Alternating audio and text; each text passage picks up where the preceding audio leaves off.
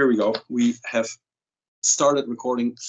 Hi, everyone. Thanks for watching once again. We have another White Filth talk, and this time it's with the End Commune, or better said with ｐLꓵTЫT, which is the main component, I guess, for most people watching or who are into this kind of stuff.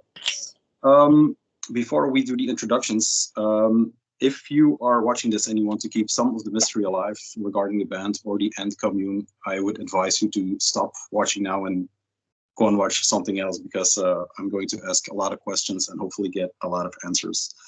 Yeah, please introduce yourself. Introduce yourselves. Okay, sure. I'll go first. My name is Ingrid. I am the vocalist of ｐLꓵTЫT. I have been part of the End Commune since the very beginning, and I guess that's about it for now. Yeah. And I'm ｐH, and I play guitar in ｐLꓵTЫT. And yeah, I think we will get into specifics later, maybe. But... Yes, of course. So ｐH, Ingrid, thank you for doing this. It's been a long time in the making. Like I sent you, I was talking to Jorn from Manifest of Hate for like a bunch of times, and I already asked him for an interview, thinking he was part of the band because he was doing all those handmade tapes and stuff like that. So thanks for for finally doing this. I kind of did an intro. I sent it to you too. That I've been following ｐLꓵTЫT for quite a while. I got into it through Go to Wargs, but it feels like now, for the first time, because you came back and we'll get into it. It feels like the first time I am allowed to listen to it, or to get in or delve into the world that is ｐLꓵTÜT. And like hearing it for the first time, I made the example, like the moment I bought Dark Throne, A Blaze in the Northern Sky on vinyl, it was like I heard it for the first time once again, already knowing the record, but it was just like, now it's finally real. Yeah, it's like you, with coming back and doing the live performance, it's like you are allowing people to get a real peek into the End Commune, I guess. I think the first big question is, what made you resurrect ｐLꓵTÜT, or the entire End Commune, for that matter? Well, after we recorded the Love and Beauty, it was, I think we were all it was very, demanding process, and we were all just tired. And I think everybody in the band was sort of trying to figure out their lives in, moving out of our hometown. And we were being kind of tired of the whole thing, maybe. But then after a while, we started talking about, me and Ingrid talked about doing some project, and me and the drummer, Rytterson, talked about doing something, and I was moving back to our hometown, and it was about the same time we got the offer to play live in London at the Life After Fest. So we sort of just said, like, what if everybody's just talking about making music together, why shouldn't we just, resurrect it and do it? Because funny that you mentioned that. It feels like it was so recently, because like ｐH said, him and I started talking about doing something together again after he moved back here. And very shortly after that, we got this offer. And for the first time ever in our history as a band, everyone seemed to be all into doing a live show, which has been something that we've been offered since the early days. Mm-hmm. And that sort of brought us all together again. And I think that I can't speak for everybody, but I needed something to be doing with my free time that felt like part of like a passion project. And it was very demanding to do Love and Beauty, like ｐH said, since as a band, I feel we are very intimate on very many levels. Apart from, it's not just the creative process demands some sort of social cooperation, which is probably, obviously the case for all bands, but there's a lot of, should I say, it's very important to everyone that the creative work we do is on a profound level that feels meaningful to everyone, and that can get very difficult to deal with when you're on one hand trying to do just music, but on the other hand also you're four people together in a room, and between every session or between every song you're sitting down to talk to each other about life in general. And having known each other for so long, yeah, it was a very demanding process. And like Fjalar said, I would agree with him that we were all very just exhausted by that point. Tired of each other. Tired of each other, yeah. And at a point in life where we really had to, on a individual levels, sort of figure our lives out, because that was all we were doing pretty much at that point that was stable for us. Yeah. That was my next question. I think you started around 2012, I guess. The first Dynasty was 2012, 2022, and then Dynasty 2 now is the live stuff. I guess that was your life for maybe 10 years playing together. I know, Fjalar, you came in a little bit later in the second part of the band. Yeah, I met the drummer Rytterson and the bass player at the rave party. I didn't have any band. I was wanting to play music, and I just saw it was like a psytrance rave party in the forest, and I saw a fucking weirdo with long dreads with a Hellhammer shirt, and I just went up to talk to him.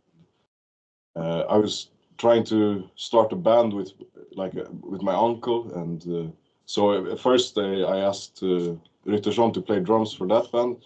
Didn't work out because my uncle thought that Rytterson was sacrificing animals, and he had been like working with animals in some way, so he didn't want that.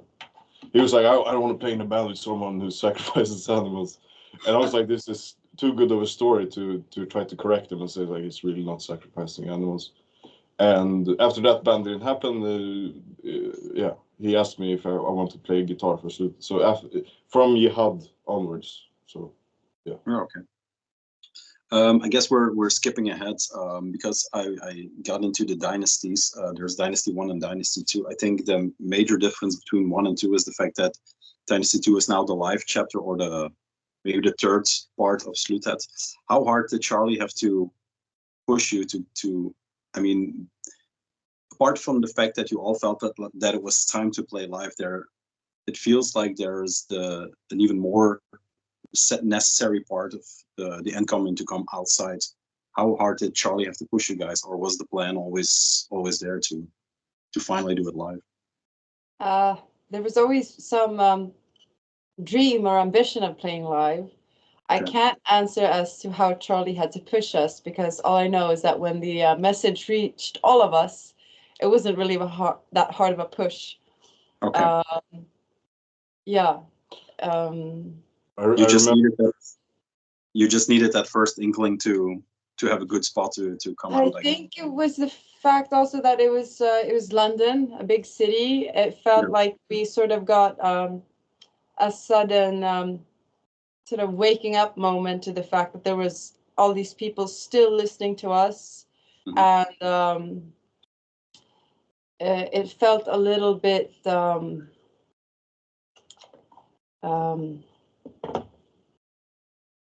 having difficulties finding the word, but it was for me personally, it was just the perfect time and space to be reminded that I've been doing something with my 20s and late teens that has still had an impact on people at a point in my life where I sort of felt very lost as to what I was doing, felt like I had wasted my 20s. So the realization that there's still people eager for more felt really nice. And I think we were far more prepared to do something like that rather than even cognizing the idea of making new music, which has luckily been the result of playing live, that we all feel very inspired and eager to keep working with this project. That's good news. That's good to hear. Wasn't that from London? I mean, it was an affirmation for everything you just said. I think it was my second time there, but it's the perfect festival for something like that to come out. I think everyone who has an inkling of Slute was had traveled or was in London to see it. So I think, in my opinion, was the perfect place to give birth to the live aspect of CONTRADICTION.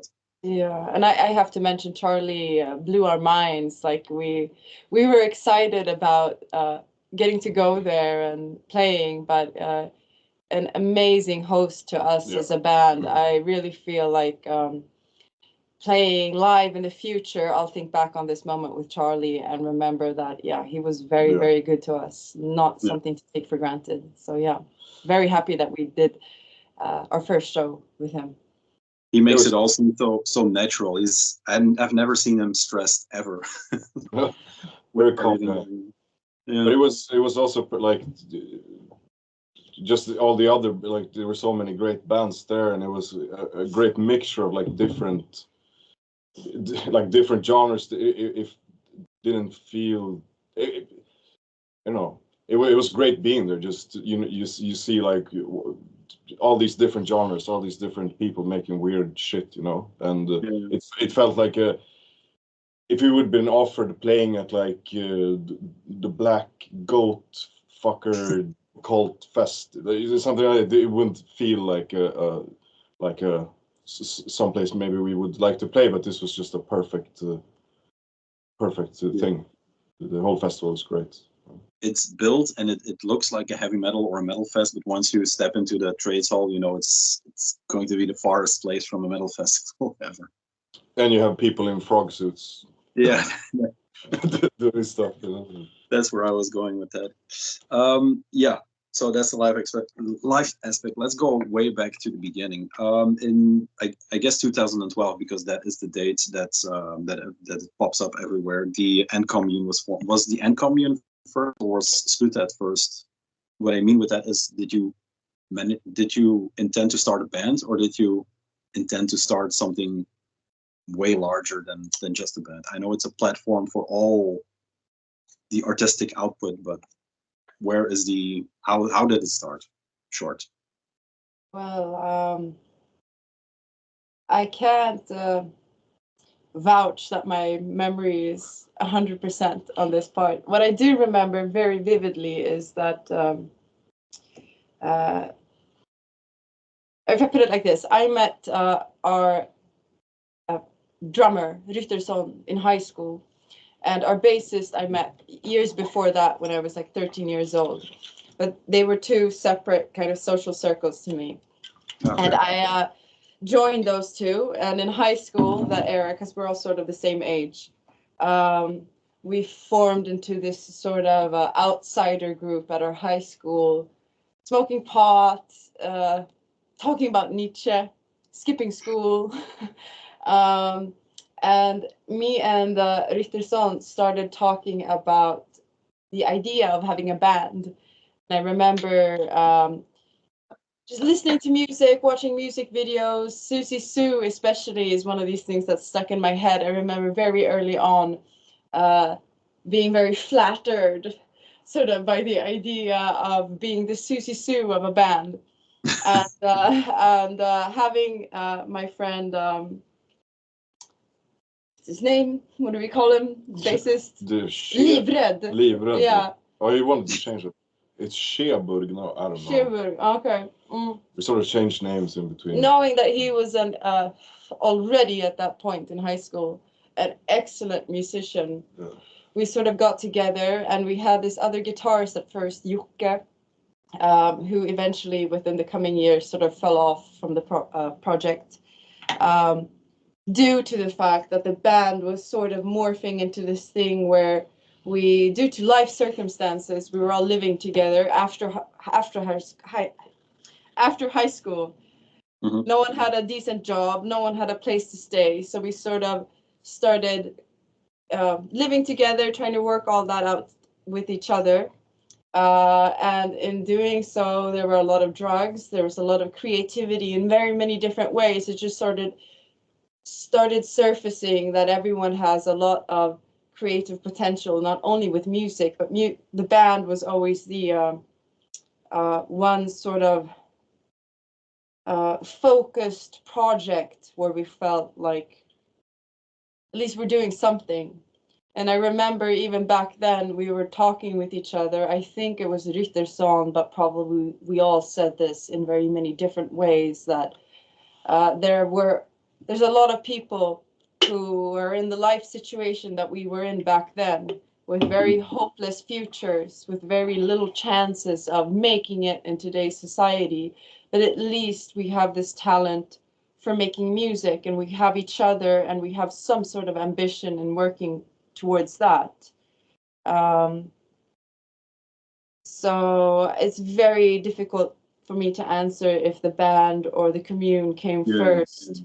All I know is that they're very interlinked, and the fact that we, in that first era of the End Commune, were all coexisting in a very intimate way, led to there being something beyond the music that sort of joined us together.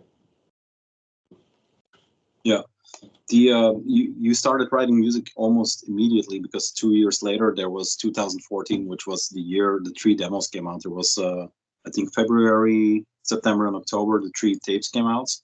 How was that communicated? Because the intent of those 3 was not to sell the tapes, but to trade for bodily fluids, hair, blood, semen, saliva, homemade artwork. How was that communicated? Because it was all self-released, but was that ever in a zine, or did you have a network that you? Very difficult for me to answer. In that very early era, as it when it comes to how the music was created and sort of put out there, I just have to resign and say I was very much a passenger princess in that part of history. I didn't write any music. I didn't write any lyrics. I was sort of just the part of the friend group there who was up for the challenge and needed the outlet.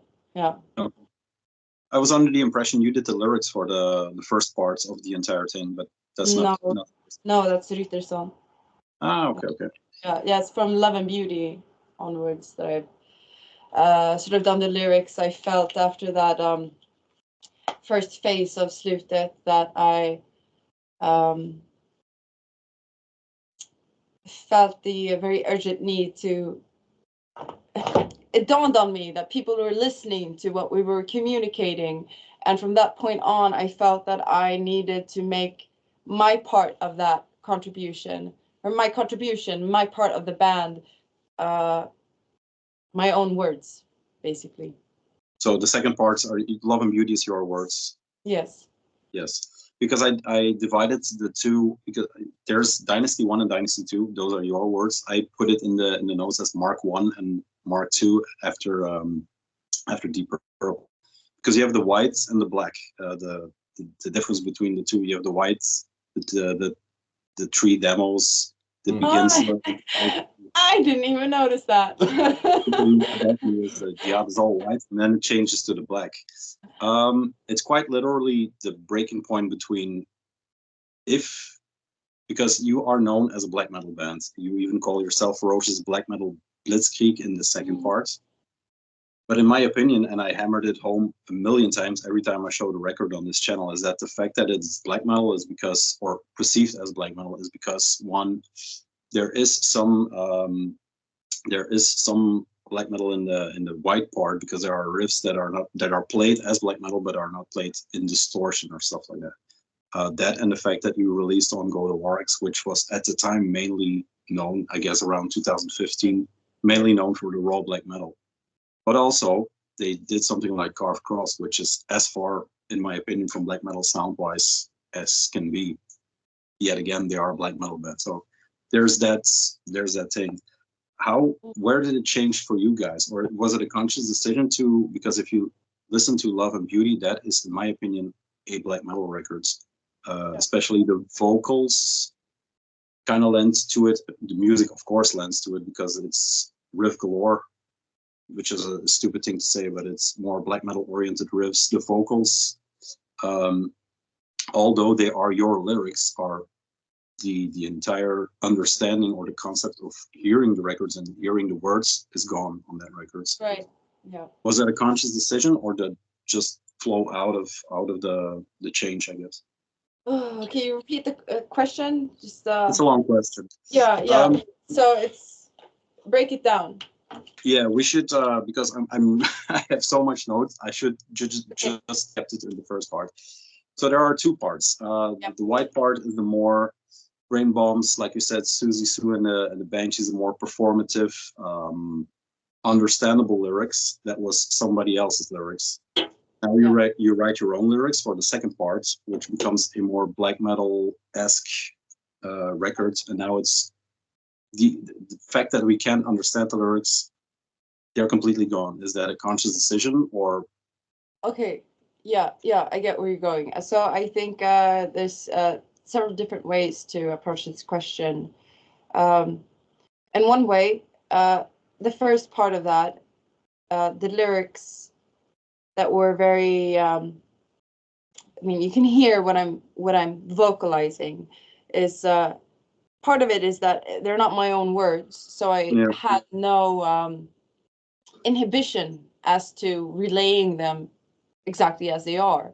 Yes. Because I didn't have that feeling of sort of shame and self-doubt, and during the process wanting to maybe reorganize words, but also just the fact that I had never ever in my life picked up a microphone before and made my voice heard.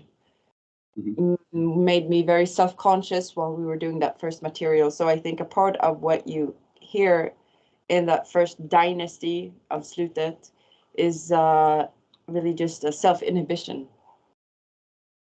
Yeah. Okay. And the second part would be the other end of that. The other end of that spectrum. That I'm not inhibiting. There's no self-inhibition on the part of the feeling, for lack of better words. I felt very clearly that these words are my own, or this is my own. This is my way of making myself into sort of an instrument, which is what you're doing when you're a vocalist. You make your own body into an instrument and aligning your mind with your sort of physical presence is different from when you're aligning your physical presence with someone else's mind. But also the inhibition on the part of there being some sort of self-doubt, insecurity, and slight type of wish to obscure and conceal what you're actually saying, because putting your mind out there in front of people or listeners who you now know, or who at that point I knew people were listening to us. So I wanted to make the words very clear as a part of me, and very much wanted to put my own mind out there, but at the same time felt very sort of isolated in that process of creating our music, because writing lyrics and being a vocalist, to me, during that process of creating Love and Beauty, felt like a very isolating type of thing to do. The communication between the instrumental musicians was very, very different in nature to the communication that I had with everybody else. And like we started this interview with, it was a very tough process for us all to deal with on a social level. So I think that's somewhere where there was some sort of rift from our previous work, and also just the time in our lives. A lot of my relationship with the End Commune had changed by that point. There was some sort of culmination or climax that eventually led to the end of that first dynasty, so to speak, that I was in the midst of while we were producing Love and Beauty. It's also, I think, I can only speak for the time I've been in the band, but feels like the progress, the evolution of the sound, I think, has been we have been for me and for Rytterson as playing drums, it's been just trying to push it, and Love and Beauty is probably, it's very intense. Like it's not like I don't want to say it's more intense than the other.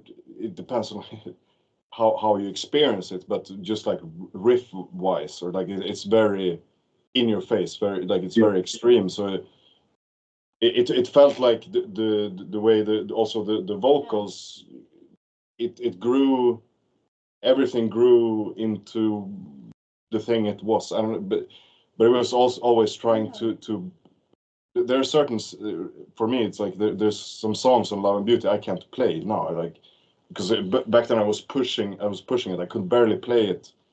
Like it was hard to record it because I was like guitar-wise, I was pushing it so hard, just trying to, just make the best, the most intense and authentic, sound we could make. And I just think that the vocals also progressed. With that, and with the two dynasties, it's also like sound-wise. You have the demos, and then you have a jump to Jihad, and then you have a jump to Love and Beauty. They all sound very different. So yeah. And I think for us, it was very much a thing of it was not simply a matter of switching the guitarist. It was the switch of by that point there was such a thing as the End Commune, and it was not just the shift of who's playing the guitar. It's the shift of group dynamics. Yeah. I think what Freya says also is that you can, because I've been listening to ＰI actually the entire week just to familiarize myself again. If you go through the entire timeline with the demos, you can hear it go from like this brain bomb meets Om meditative stuff in the beginning. It then drops into all the things, the great concepts, everything you want. But then for vocally, Ozemia, I think there is a turn that's maybe the first time that the vocals become this. It always has this quite that desperation in it, or that weird kind of thing in there, but always performative. But from Ozemia, I guess it becomes more corporal. It's like the anguish or the black metal stuff really pops up there for the first time, I guess. And then musically, it's the match questions, Gasoline Truth. You have that heavy metal and that metal riff that comes in. So it's gradually coming into the music. Freya, what was your first track, or when did you come in? Me? Yeah. No, it was match questions. Because before that, Rytterson wrote all the riffs also, or most of the riffs, I think, on Tabit. Maybe Tabit is like, and when I started playing in the band, he gave me like these tabs, and I was like, quite directly, I was like, I don't want to play that. I want to play my own stuff. But and it was like, for me, coming in as a new guy, sort of, and like I just technically, because I'm not a technically great guitarist. I can write cool riffs and stuff, but playing after tabs is difficult for me. But it was a huge show of trust when I played like some sort of riffs that almost all riffs that we have is like 90% I have written in the rehearsal place, like when we're all together. Something just happens, and the process is very strenuous, because it's just like in the rehearsal place, high on Lyrica, just like riffing, trying to fucking figure out, But it was a huge show of trust for me as a new guy that Rytterson, like he was like, let's do it your way. In a way, like he let over the riff writing to me at that point, and it was. But I think it, and also at that time, I think he has progressed as a drummer too, and could start playing faster, could playing like blast beats playing faster, and it's always a good thing to let the guitarist be the guitarist. especially in big band. You talked about the recording, not the recording, but the playing as a unit. How does the recording work? Do you record live? Is cut and paste, or all together in one room? The samples come in after, of course, but yeah. Well, it's really the bass player. The bass player he does all the the hard work when it comes to that. And go ahead. Yeah, and I don't remember the process for Jihad, but for Love and Beauty, me and the drummer lived together, and so I remember that whole process, and it was a lot of copying and pasting because we just had a weekend with a bunch of drugs, and we tried to record, and we're like, yeah, we have perfect recordings of the songs, and then we said like afterwards listening to it, it's like, fuck, we don't have like whole recordings of a song. And also in between we went out to smoke cigarettes. Like I started fiddling with the guitar amp. So if you listen to Love and Beauty, there's different guitar sounds in the middle of a song. It can switch because we were just fucking high. And I sort of that was a part of the question you asked earlier about the. I can't remember what the question was, but I came into being a vocalist that I remember from recording Love and Beauty that was quite strenuous for me, was strenuous, and a part of the explanation as to why it was isolating was the fact that we were towards the end also exhausted with the whole process, that it became sort of this project of copying and cutting and pasting, where so the let me put it like this: the text that I used, the text that I intended to use as the lyrics for Love and Beauty, is written all in one just long text, like Jack Kerouac sort of. Yeah, and so whenever there was an idea that very much was beneficial to the instrumental part of the music came up as to cutting and pasting, I was sort of lost in how to try to navigate that as not a vocalist but as a writer, because you can't simply cut and paste a piece of text that's all in one piece.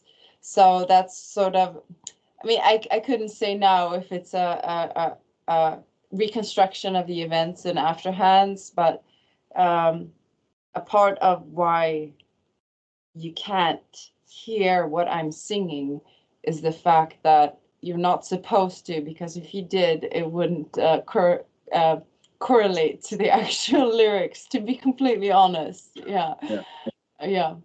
It was also good that you said that you used your vocals as the fourth instrument, I guess, because I think in the first part the lyrics really matter because you sing them like they were not yours. It's the fact that you're self-conscious. The fact that it's an instrument really elevates the entire music and puts it more in the black metal side of things, just because it's not really lyrics, it's vocal performance, I guess. Right. But the lyrics were never made publicly, right? They are part of an inlay, a little booklet in the vinyl LPs, at least. Yeah. Okay, I hope they're out there somewhere online, but perhaps not. If so, someone should transcribe and put them out there. Yeah. I forgot to check just before we started, but it's an entire story. You can read it as a story, but some parts are used on the records that match to the music, I guess. The whole thing is on the records. I can't vouch to the fact that the whole thing is onto what we've done now when rehearsing and playing live, but the whole thing is on there, and the whole thing is on there in all the original recording material of Love and Beauty. Yeah, I don't know what happened to it when it was all cut and pasted and collaged, sort of, but yeah, the text is as one. It kind of makes sense in a nonsensical way, I guess. How long did it take to record the entire beast? Years. years. Yeah, like making the music or just recording it. Just Yeah, I recording guess. it. Recording it from Years. start. No, but just recording it was just a weekend Oh, okay. with a bunch of The memory thing I mentioned in the beginning. yeah. Yeah, I meant the entire process. Because you came. When did you start? 2018, 2019, maybe, or earlier. Earlier, let me jog my memory. I left Uppsala. Sorry. 16. We have our hostage holder in the background here. It says 16. I remember leaving Uppsala towards the end of 2019. Yeah, fun fact that I couldn't figure anywhere to go with that. None of our business. It took a long time. We were rehearsing and rehearsing and rehearsing, almost to the point of absurdum. It's like, I remember you coming into the band turned into this sort of work where you very reasonably so, I might add now, very perfectionist, a lot of perfectionism, and it took a long time for us to figure out exactly how we wanted it to be. And it was sort of towards the end of recording the actual album, it was like defeat. Like it was like we tried to make it better and better and better, and we kept going at that for a very long time. And the strains socially started leading to the fact that we didn't even want to do it anymore. We just wanted to let it go. In other words, release it. Yeah. So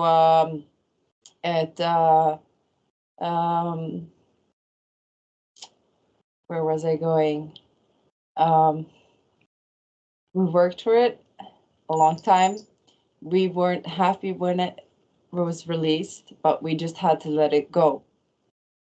Because we could have worked on it for years and years and years and years. Yeah. Can you imagine a record where you would be satisfied completely?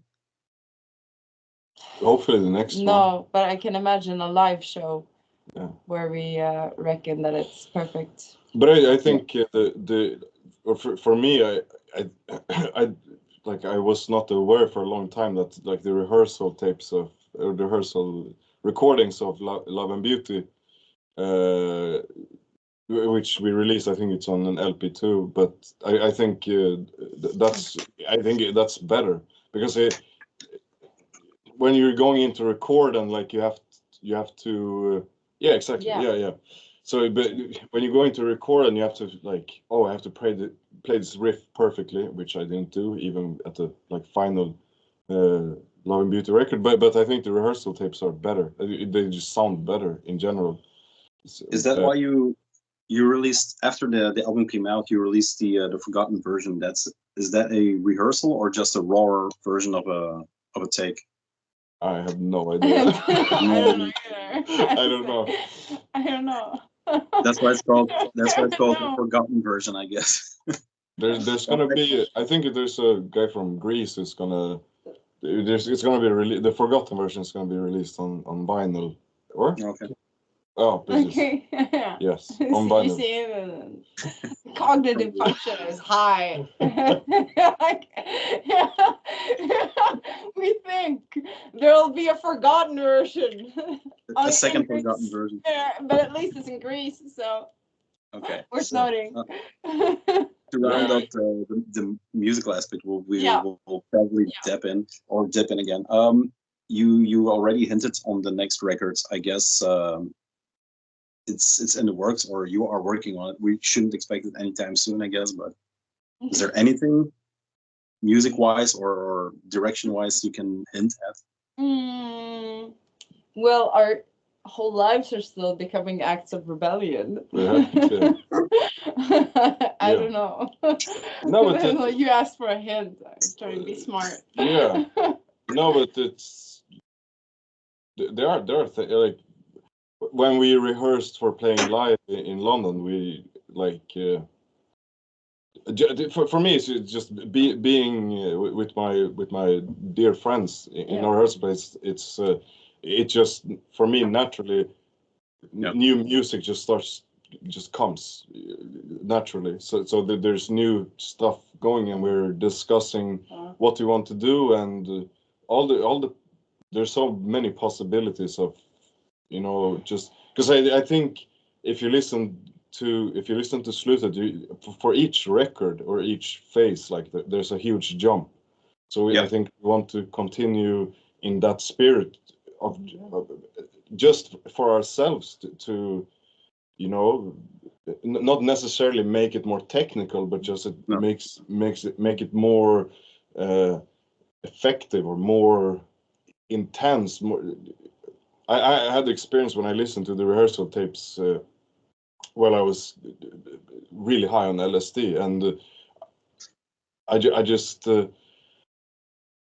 understood for maybe the first time, like the grandeur of what we are doing, or the feeling, because when you listen to it, especially high, or at least for me, like on Love and Beauty, for example, the riffs, the music is, the melodies are very folky, maybe like not even disharmonic, but very harmonic, very, very like beautiful melodies. And then you have the vocals that sounds like they do, and it just sounds, if you ever had a trip when you're on the verge of having like a really bad trip, like it's just emotions, it's just intensity, Yeah. So I think it's just life, the intensity of living, or like boiled down into a song, sort of just like fucking intensity. That's what I want to do, at least.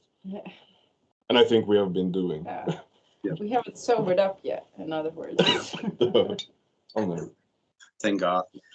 That's kind of. We tried, but it didn't work out really. Didn't work out. You're trying really hard.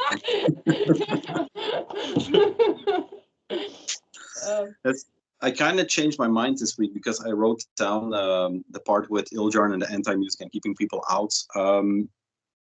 With realizing what you guys were doing and the allowance for people to delve in, I kind of, like you said, with the melodies, I never really paid attention to the melody because it was always harsh, punishing. But if you listen to it, especially in the evolution of the entire music, there are, it's love and beauty. It's not just, it's black metal, it's hatred, it's anguish, it's desperation, but the love and beauty really shines through. And I think, does that come out of the basic principle? Is love and beauty the basic principle now for the End Commune? I can't or say just for this record? Oh, I can't say it's even for the record. For the record. trying to be funny. I can't think of anything. I know that you mentioned that you would touch on this. I don't know what to say, really. Love is something that I think about every single day of my life. That's out of everything you sort of prepped me for, being able to sort of prepare for being aware of what we were going into with this interview. Like, what do you want to know? What do people want to know? Love. I think about it every single day. So I can't speak for the End Commune, but I can speak for myself and say that it's whether I want it or not. It's also wider than just the definition of to love someone, I guess. To love someone, to love itself, Yeah. To love itself, perhaps. No, I can't even say that. I guess to be true to truth itself was one of the first principles that I encountered in my life. But that led me. It was if I should put it in this sort of trivial way to make it easy for everyone to catch on to.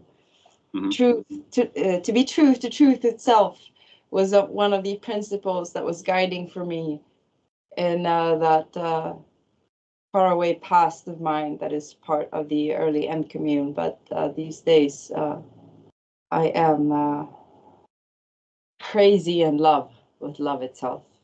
Okay.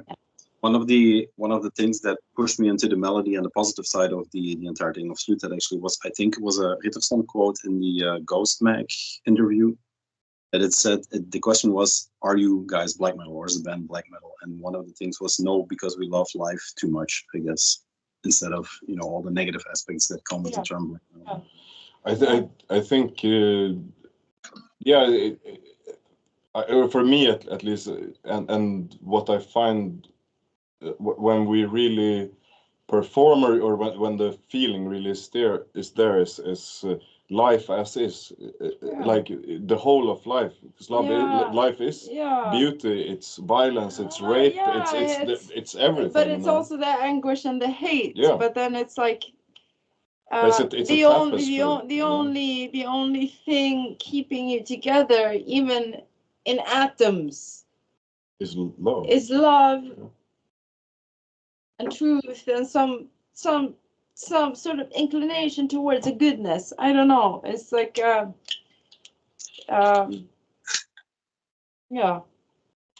can't get around that, I guess. No, but it's a basic principle, I guess. It seems like it's a basic principle. Yeah. I don't know. Go. I just said I don't know any better. Yeah, true. Yeah. Since we are heading into symbology with the love aspect, I wanted to ask a bit about artwork and the symbology behind. I'm not going to call it the End Commune because that's too big for tonight, but just CONTRADICTION. What are the thematic pillars, I guess, first and second part? What, if you can say like 3 basic things for what is CONTRADICTION, what are the pillars? Early CONTRADICTION. Yes, I'm the only one here among the two of us who can answer, unfortunately, because I think I'm the worst one of the 3 of us remaining at it. But what I can say for myself is that at the time that CONTRADICTION started forming, and there was a lot of bursum for me. Okay. Yeah. I shouldn't fill out the awkward silence anymore. I think, or just as friends, I think we all have a shared interest in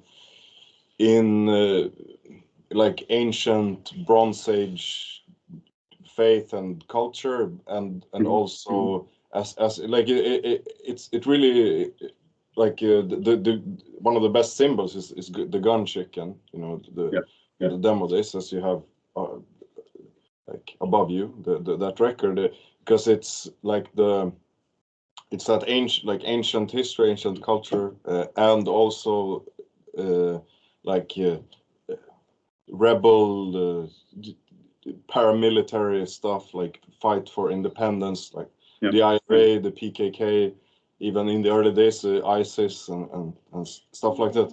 But it's or for me, it's like because we are not politically, we're not a political band, but for me, like the symbology, or if that's a word, I don't know, but with, for example, the IRA, I'm very much interested in the IRA. It's historically it's very interesting, but also it's a symbol for me of like a spiritual warfare, in a sense, like in this dark age that we live in, where everything is superficial. It's a strive for authenticity and just life as is, trying to revolt against the modern world, if you will. But and also that's been, or the End Commune and CONTRADICTION has been sort of just creating a space for ourselves that we need. That we have a spiritual and psychological, emotion, social need for. Well, just sort of grasping the tablet of destiny for yourself. I think it's quite easy, for me at least, to consider ourselves in the End Commune as a very niche, as we did way back then. I felt myself belonging to a group of people who were very special in the sense of seeking some sort of entryway into what would be the rest of my life after adolescence that no one else could offer me. But I nowadays simultaneously believe that it's a very classical coming of age type of story. You grasp the tablet of destiny for yourself and you protect it with some kind of, I don't even know, AK-47 or an Uzi, or what is that? A sort of trying to find yourself as a self among others with your own free will, and at that point of life, grappling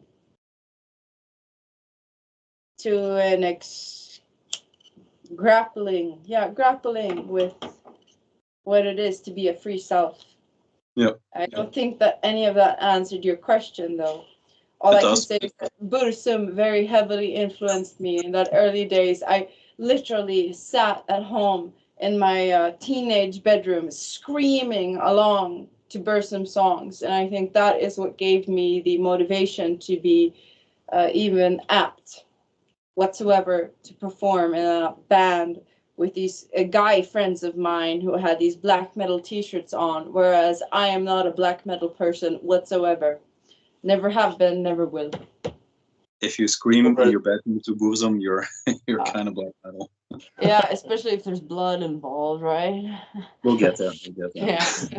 No, but I think that's also a thing we should touch upon, is that like the bass player, for example, he's not that. We have some bands that we like, black metal bands, like Pest Noir, for example, Bursum, but like I never learned how to play along to Mysteries Dom Satanas. It's good, but I'm not interested in being a part of that's like a scene, or it's or in a way, the way I view it with extreme music in general, with industrial music or black metal or noise or whatever, is that it's always about pushing the boundaries. And and if you listen to the early, like Sodom, for example, like the first album of Sodom, it's or Sarcophag or something. Like it's pushing the boundaries, but then it gets set. It's the same thing with punk. Like I grew up with punk. It was very important, but then it gets set, and like you have to play this way to be orthodox to that music. But if it comes to black metal or industrial or whatever, to be orthodox is to push the boundary. If you just play in a blasphemy worship band, it's like what they did is great. I love blasphemy, but shouldn't you try to push it and like we can't play faster anymore? Like somebody's always like, well, why should you can't play faster, more brutal? Like you have to. There's other ways you can push it. It's basically the only reason why I want to pull you into black metal, because bands like that lay the groundwork, but bands that play with the genre, like you guys, like ｐLꓵTЫNT did very early on, like Lugubrum, like Carved Cross. It's not the sound that is important; it's just the intent that is important. How the music is played, the ferocity and the honestness, I guess, in the sound. No matter if you play riffs 1,000 miles an hour, it's just it's a mind state more than a sound, I guess. By now. Yeah, I mean, if you listen to the early Nick Cave stuff, like Nick Cave in the Bad Seeds, it has the same intensity, sort of. It's a feeling. It's a state of mind. It's something that I, when I play music, and when we played live in London, I came into a sort of a religious ecstasy sort of thing, and that is what I am after. And I think I can speak for the most of us that is what we seek. that sort of ecstatic, intense presence, and that is what is important. Not if you play certain kind of riffs or whatever. Like that's not important really. I don't care about it. But then you have a lot of good examples of in black metal where people sort of touch upon that presence, sort of intensity, and yeah. I think it's a genre that is very generous in where you can go and is limitless and boundless or boundaryless, I guess, in my opinion. Exactly. But that's another time, another story. I wanted to keep it into the artwork symbology region. I always wondered because this is the CONTRADICTION logo, for better or worse, but it has the End Commune, yeah. It has, End Commune. It has an entire build-up. Is there anything behind this that you can share, or what it stands for? Part you were covering with your hand is a Sumerian symbol for Dingir, which luckily for me is an anagram of Ingrid, but it is also the sign of divine activity. Okay. I think I'm phrasing that correctly, is applied to Sumerian texts, wherein it is there is a felt need to highlight the fact that what follows in the texts is a divine activity. Yeah. And the part that you weren't covering exactly is what you would call in Swedish a bindruna. It is a rune where you place several symbols on top of each other, and it's a T and a E and a C. It's just that the E is let me check my tattoos. Mirrored, yeah. We have all different tattoos. When we played in London, I tattooed Jörn from Manifest of Hate with a big TC symbol, and or at least I have it the wrong way, or if there is a right way. And I tattooed him the wrong way, which led him to believe that the wrong way was the right way, and so he procreated the wrong way. So I did tell him. So I'm sorry, if you're watching this, I'm sorry. I'm the source of the wrong way, but he didn't believe me. He believed that I was the source of the right way, which is both flattering and also unsettling. My next question. My next question was going to be, what place does drugs hold in the band communion and rituals? But I guess it's self-explanatory by now. But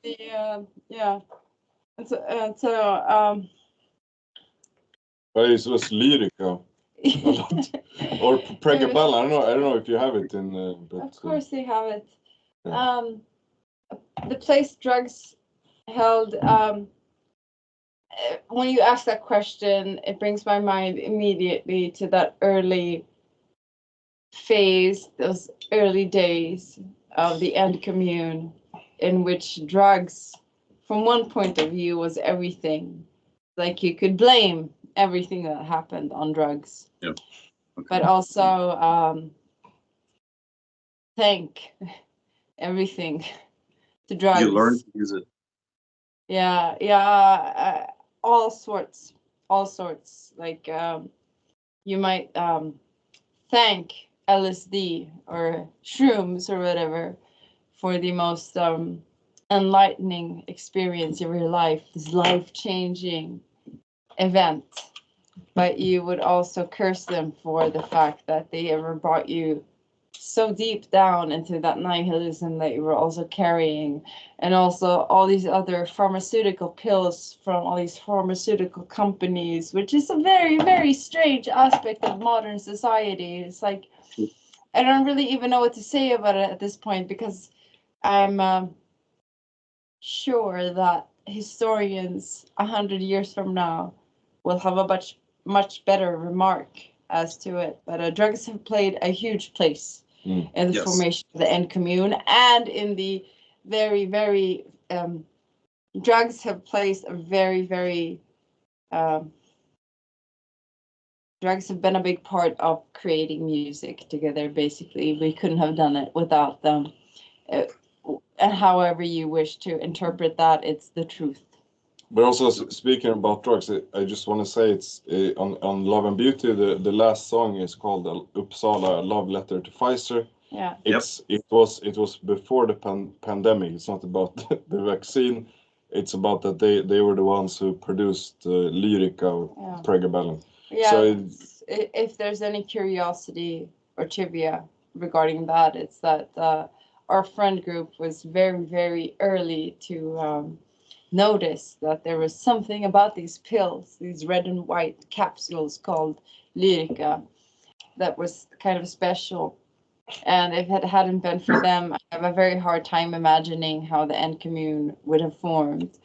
But yeah, that's about it. It's just as much spirit as it is the spirit of the spirit, so to speak. Yeah, I always wondered what that was, the Pfizer reference. I've written it down somewhere, but now I know. Yeah. In the early days, the last thing I wanted to touch upon is it kind of coincides that I've been watching the videos that you did for the entire End Commune. I guess the video work is related to the travel work, but I also see we're hit the hour mark. So one quick question: can you share one or two anecdotes from those travels? Because they are a big part that always seems to be forgotten in interviews or people asking. But I'm very curious: are they just road trips? Because there are some images that speak to the imagination, I guess. I mean, in general, it's all really just hello. Hello. Get in here. We have the best of the best considering road trips. Yeah, the whole thing about the road trips, it's a very, very interesting thing because I have always had a very, very deep ambition to explore the world and see the world. And of course, when you want to do that with no money and with an addiction, basically, and having just a general radical mind, being young, things will naturally happen on those travels. What age were you at the time? There have been multiple travels. The most important one is when we went by train from Uppsala to Istanbul. Yeah. That one is the one which is most packed with stories.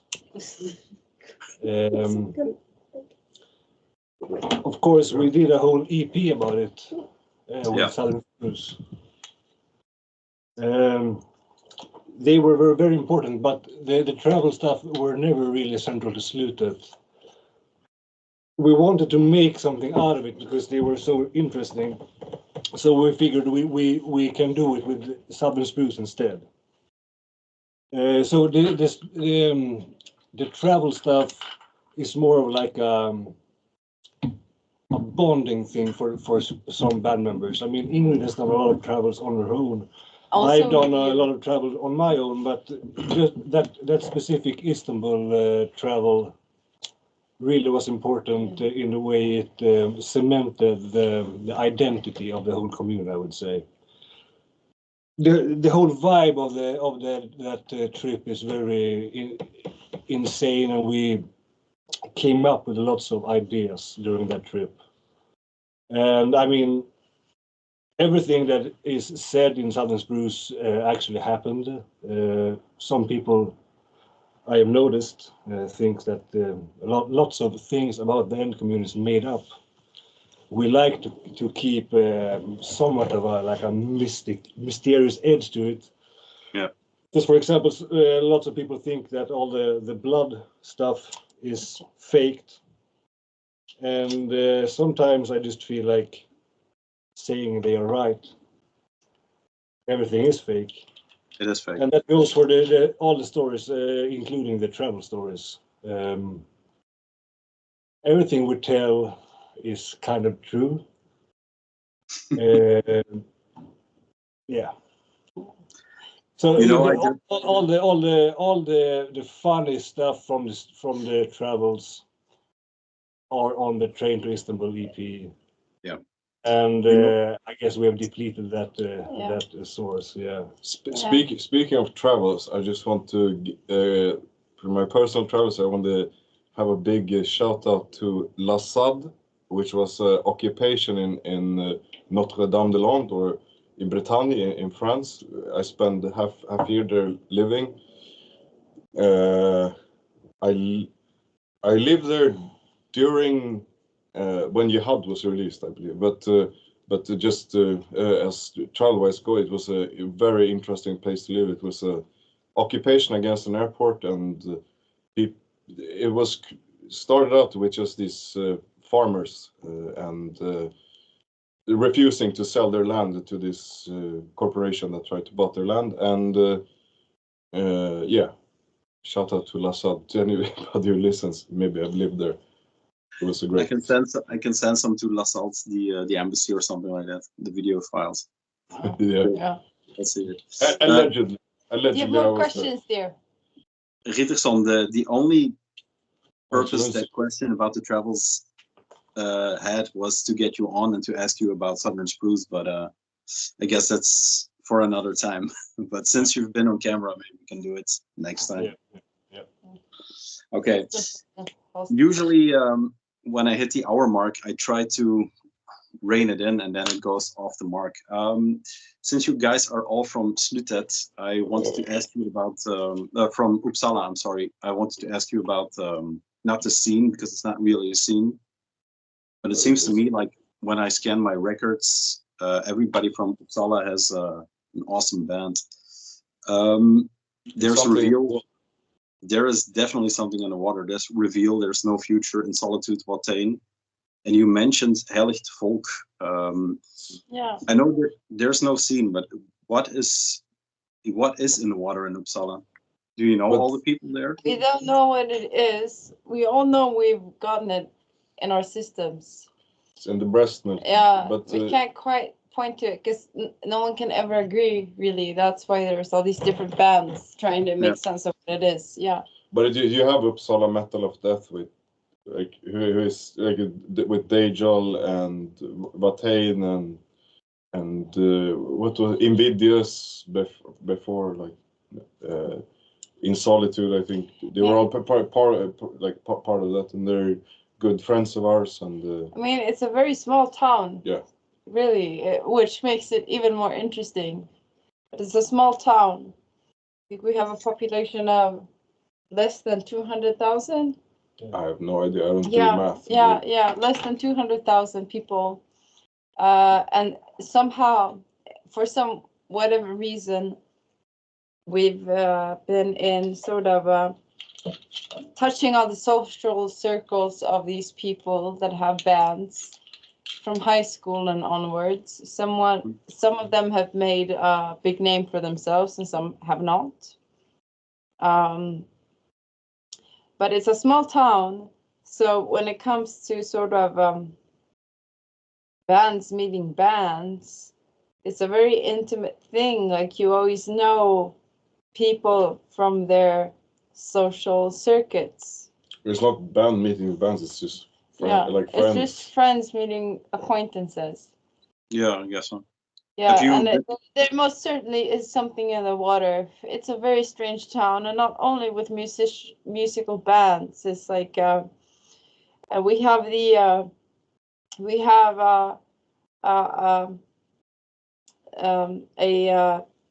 Catholic Jesuit university, which is the last one that has been like credited by the Pope for the first time in over 100 years.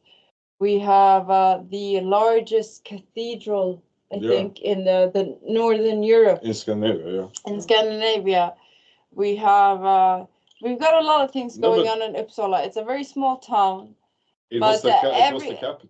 it was, and I've moved it around in a lot of circuits, so to speak, not only band-wise and music-wise. I've just been raised here. I've moved around in a lot of circuits here, and it's not about only music. There is some spirit enacting itself in the city at this point in time, and that is very interesting to me. Yeah. Yeah, Are there and any- everyone seems to be aware of it. Are there any new bands from Uppsala that are worth checking out or Yeah. getting into? Heligt Folk. Yeah, Heligt Folk is one of them. Yeah, is our bass player who has Yeah, he's a the most talented musician yeah, I've ever he's- met he's- in my life. It's he's fucking in amazing. Yeah, in Slutet, he's the only real musician. Like Yeah, like yeah, he it's like- knows he knows how to play. And Like he could improvise with fucking jazz and stuff. But and he's also he's always like with Slutet. he's the best. He's the best like guy. he dwells in the background like bassist players usually do, but then he throws his shit out on Bandcamp, and Yeah. it's like, what the fuck, man? Yeah. He's like, yeah, he's got the passion and the spirit more than anyone, and he also has this amazing talent. Like I told you in the beginning of the interview, he was the out of everyone in Slutet now, the first person I met. He's always had this extreme talent for music. Yeah. He knows exactly what to do, and without him, Slutet would have been a shit show. I mean, he has For real. he has For done real. all the like the recording and mixing. Yeah, like say what you will about it, he's done it. But He's done it, and if he hadn't been there, no one would have. But with Heligt Folk, his project, it's for anybody who's interested. There's a record called Jazz på svenska, Jazz in Swedish, and it's like a or I grew up with this album, and it's a like two CD thing, like it's a jazz in Swedish and jazz in Russian, but Heligt Folk is like, it's like Swedish folk music and sort of proggy, like prog stuff, And rock the stuff. thing with this guy is, And it's also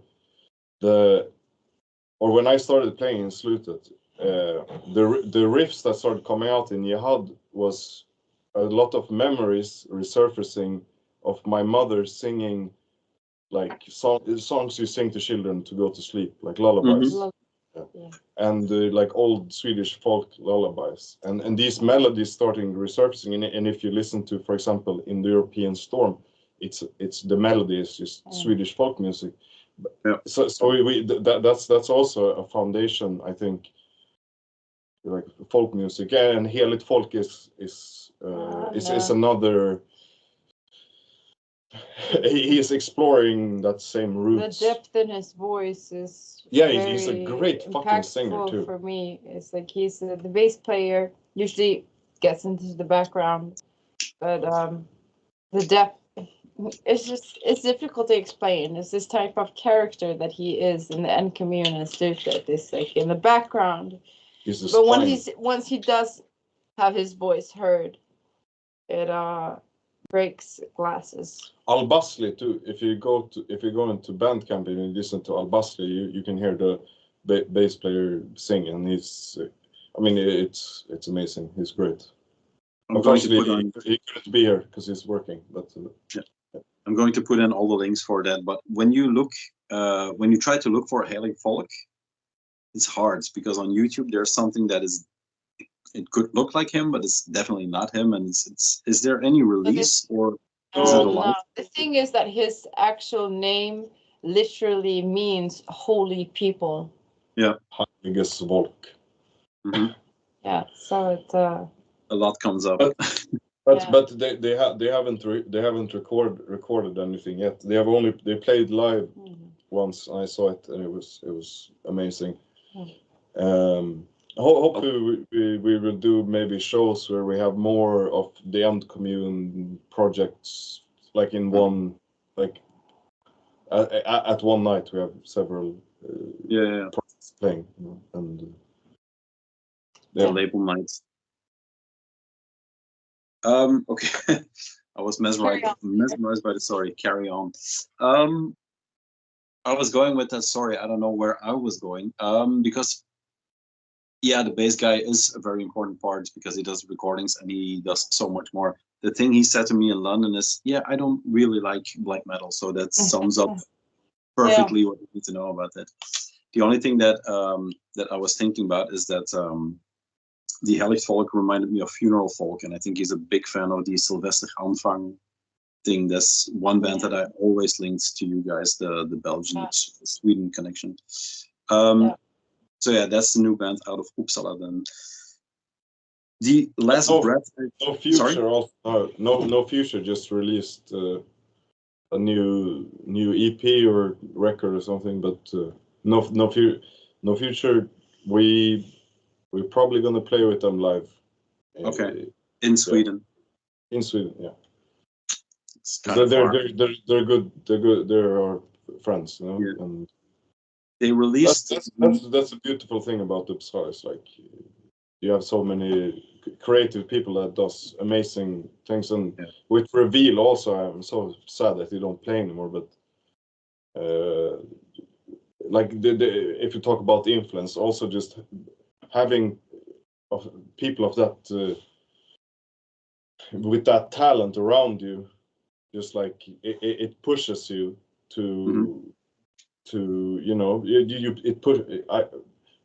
push yourself, because you meet people and they show you like, oh, we're doing this, and you have this, you level up EP or whatever, but it's such a blessing to have such talented people around us for us to push ourselves forward, or for me at least. Like,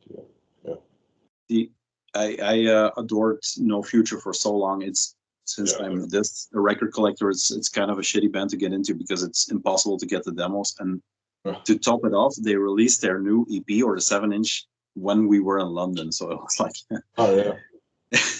it's sold out already. I was planning to go to their show in Finland, but it didn't work out. Yeah. Another time. I had the end of this thing was going to be The Last Breath. I asked for 3 or 5 pieces of. Normally, I ask for like a top 5 last year or something like that. But I know you guys kind of hate that shit, so I asked for 3 to 5 pieces of art that inspired you. Movie, artwork, music, performance that had an impact on you personally. Let's do 3 if you can manage. Sorry. Okay. Oh shit! Soon the battery. Go. Markus, you have to fix the. You must fix the. Our computer is dying, but I think maybe not me personally, but in general, Cannibal Holocaust. I think has been an important thing for. But for me, maybe. I don't want to be too pretentious, but the Bible, in a sense, because, because, like, it is the foundation of Western civilization, in a sense, or one of the pillars of Western civilization. So, if you live and you're interested in understanding where you are and trying to live in this chaos, you have to sort of understand the Bible maybe in some way. For me personally, also H.P. Lovecraft was when I was very young, I got into contact with that, and with occultism and stuff like that, and I realized like, oh, it's a real thing later. So H.P. Lovecraft's been also how I write lyrics, maybe it's been a big part of that.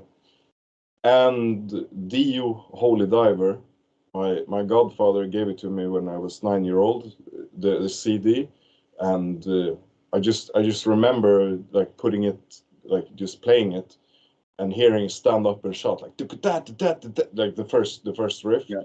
I just remember the hairs on my arms standing up. I was like, and the album cover Yeah. It changed something for me.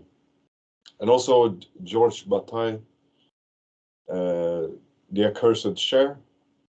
I'm not that smart, but from what I understood from it, really changed the way I look at reality. And yeah. Awesome. Yeah, Good. I Good guess, for Miss. Miss. Not guessing. For me, top of my head, Hildegard von Bingen. Not only with her musical achievements, but also with her visual artwork, and especially her entire conceptualization around it. What she called lingua ignota has been very inspiring for me. I mentioned Bursum earlier as something that which, in effect, emotionally, was very carrying for me in believing that what I felt in my body was something that can translate to something that may manifest in a way that it would be at least relatable to other people. So I guess that would be the two musical influences, Hildegard and Bursum. Viggo mentioned Cannibal Holocaust, and I came into this interview prepared to mention that old time 60s and 70s, 80s zombie movies and horror movies in general, Fulci, Romero, Carpenter was very influential to me as a part of what was the living room family lifestyle of the End Commune, like when everyone was gathered on the couch on a Friday evening just watching a movie. It was just this bloody gore, these old 80s special effects that has been very influential on me. Special I don't effects. know. Yeah, special effects. Special effects and Carpenter's soundtracks especially is Yes. like something very dear to me. I had something on the top of my mind, but I can't remember what it was right now. I guess yeah.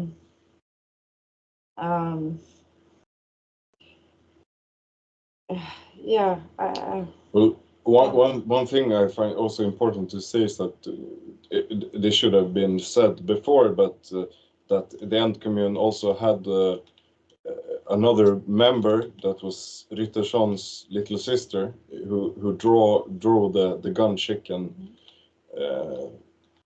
like the album cover. Yeah. And I also, speaking about horror movies, I remember tripping out on research chemicals from China with her, watching horror, like Italian horror movies with her. But she was. It should be said that she was a part of the End Commune. Also. Fifth member. Yeah. Ingrid, I have one question because you couldn't lay your finger on it. There's one thing I can't lay my finger on it, and it's the vocal performance you give with the almost staccato rhythm, mainly in the white part, I guess, of the End Commune or CONTRADICTION. And Sonic Youth never gets mentioned, but that's the closest thing I got to how punk and stuff like that and performance come together, and it's there. But she's like the queen of that stuff. What is like? Is it between Siouxsie and Sonic Youth somewhere where you look for inspiration for that? I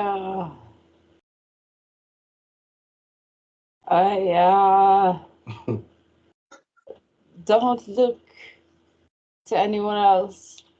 Okay. It's just what I hear. There's but exclude the just. It's what you hear, yeah. And of course there will be comparisons. Yeah, okay. I'm not sure that I can quite frame your question. I guess, or should I guess? I'm the only one who could know, right?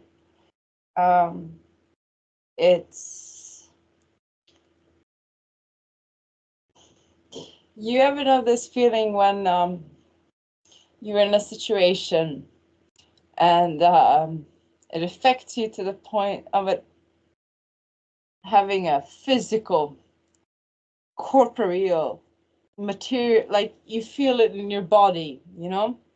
Like right now. Like your heart rate changes, your breathing changes. You might even feel like you're to the point if you stand up, you're about to faint. Mm-hmm. What happens to you in that situation, that is, for the love of God, not what I'm trying to convey, but I'm just trying to get it to leave my body and leave me alone. Yeah. What was your question? You answered perfect. Okay, Perfect. thank you. Good, very Guys, well. there's much more I want to talk to you about, but we need to think about time. We have passed the hour mark completely. Yeah. Thanks for hanging in there, everybody. No. There's no hanging in here. This is what I do. This is what I love to do. There's one more thing. We talked about the next record maybe in hushed tones, but I have a little birdie whispering in my ear that maybe some tours or more live dates. The first live date is planned for, I guess, finally the hometown gig, and then is there a tour coming or are there more dates coming? Because I contacted you, I guess, last year for with the same question actually. So what's next? We're trying to, like, we're working on it, but there's a tour in there's so much logistic, logistics, like just money wise, if we can make it, but there's a festival called Ｐunk in Belgium, and we met a guy called Jules at the show. He's a great fucking guy, and so shout out to him, Jules, fucking a unit of a man. But so we're talking about doing a tour in July. Western Europe, basically. Yeah, Belgium France, and the neighboring countries. I mean, we've had offers from very many different corners of the world. There is no hesitation on our part, spontaneously performing live. We all want vengeance, and we all want beyond that. Just like I think and I guess this sort of affirms what you said at the very beginning, that the second dynasty or era of the End Commune is to play live. Spontaneously, to me, when you said that at first, it was not at all what it was all about, but very much so. It is. We want to play live, and we're looking for the opportunities to do that. It's easier said than done. The will is there, and we're all very keen on it. So there will be more live shows, but it's very much a logistics issue.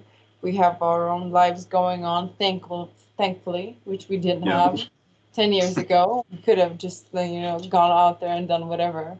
But yeah. Or they also we just we have through Go to Works, we have friends. The name is Osman, or the Black Plague Circle, I think, in Bosnia, with Void Prayer and CONTRADICTION.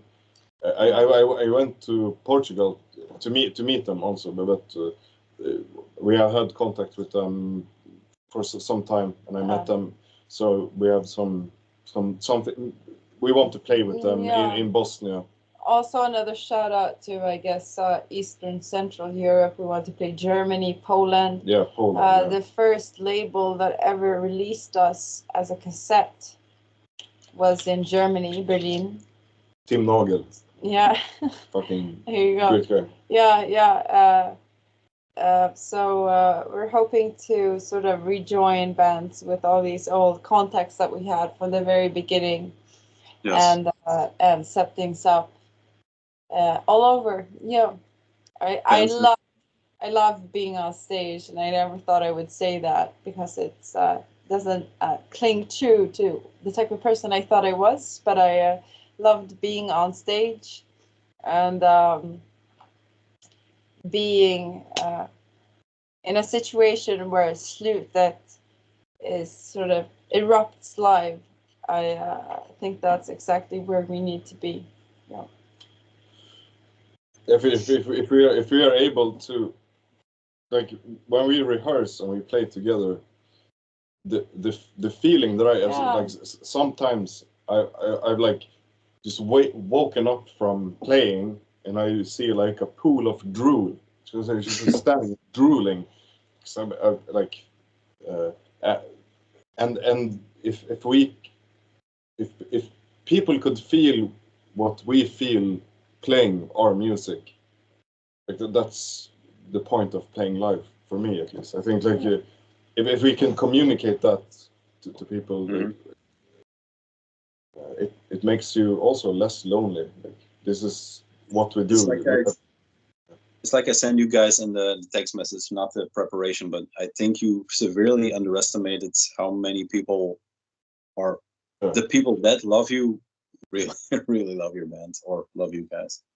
Yeah, it's humbling. We met a guy at Life After Death Fest. They had like the fucking gun chicken tattoo, and you know people who flew out like from Europe to London just to see us, and it's very humbling. And I also, speaking about the thing you said before about like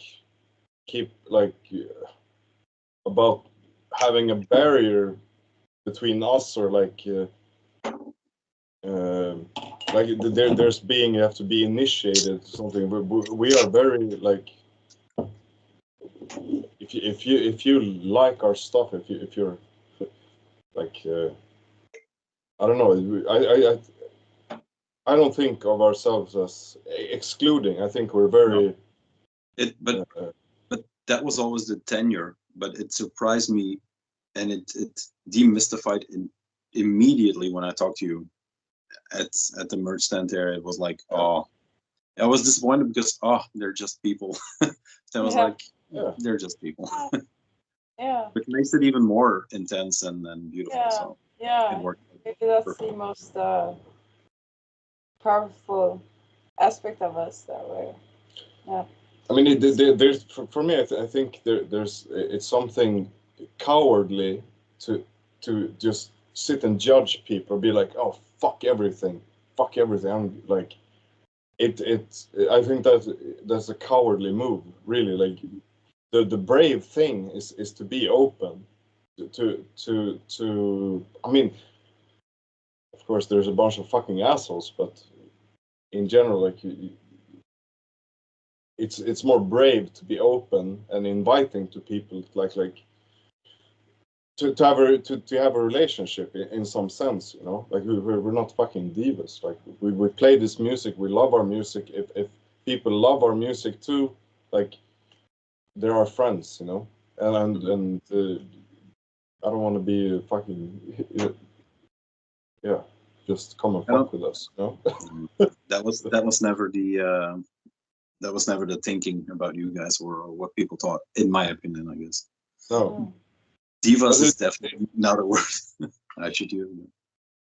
But it could be like in the black metal scene and so on, you know, just being assholes. Just being like, you know, closed off, or like not. I don't know. We do our stuff, and if people vibe with it or whatever, the young people say. I think Life After Death, the first live gig, was the perfect culmination of whatever you went through, and there was just, I think if Love and Beauty was ever applicable to something or to a festival, I guess that was the one. Like you said, there were frogs on stage, for crying out loud. Yeah. Shout out to Alex who helped us with a bunch of stuff. Yeah. He was a fucking ambassador. Yeah, ambassador of the United Kingdoms. No, but he was a great guy. He's fucking flying to Sweden to just see us live here. He's a fucking great guy. He's an insane guy. He asked me to ask you, who's your favorite follower? That was the question that came in. So I guess Oh. it's him. Yeah, yeah. Well, he's Yeah. one of them, and we have an Irish guy also Alex. We have two Alexes. I think So- that's the one I'm talking about. The Irish Alex who made us balaclavas. With This is Yes. this question phrased as which follower favors us the most, or which one we favor the most? That Yeah. I haven't read it that well. There's different answers to that. That's true. That's true. I got the Yeah. question. Of course, I have my favorite one. Yeah. Perfect. You have Guys. more questions for us, Tom? Yeah. No, I'm out of plans. My last question was the tour plans. So Yeah. this is the last breath. I think we touched upon everything we wanted to touch about. I got more than I dreamt. So like I said, Good. this was a bucket list interview. So thank you very much. Thank you, Rytterson, man. if you can still hear me, I'm coming back for Southern Spruce, and we'll see Yeah. where we get from there. Guys, thank you very much. Thank you. It was awesome to meet you in England. It's awesome to see you Yeah. again. It was. Yeah. It was. Once again, let's keep in touch, and if we can help with the Euro tour, I don't have that many tentacles, but I have a few, so we'll see. Yeah. Have a great Also, evening. Tentacles with Rune Boy, maybe the Aske community. Yeah. I say Rune Boy, doing cool stuff. I like it. Great band. They played to round up. You played the set of the weekend for me, but the day after was Black Occult Festival, and they Yeah. played in London. We were offered to play there too, but Insane. it was too much to play. Too much. But if we could, There's always Black Occult 2026. So if you want, there's been talk about that too. there you go. Hopefully. Thank you very Thank you, much. Have a great evening, and please stay in touch, man. Love, man. ＰаўL:ģ, Ingrid, Rytterson. See you guys. See, Say hello to the bass guy for me. to the bass guy, all love to fucking Shepard. Of course. He's the main man. And when I talk to Southern Spruce, I'll try to get him on. Cheers. Cheers. Have a great evening. Thank You you. Tight dream. Cheers. Dream. Just dream. Just dream. Don't dream sweet, just dream. Just dream.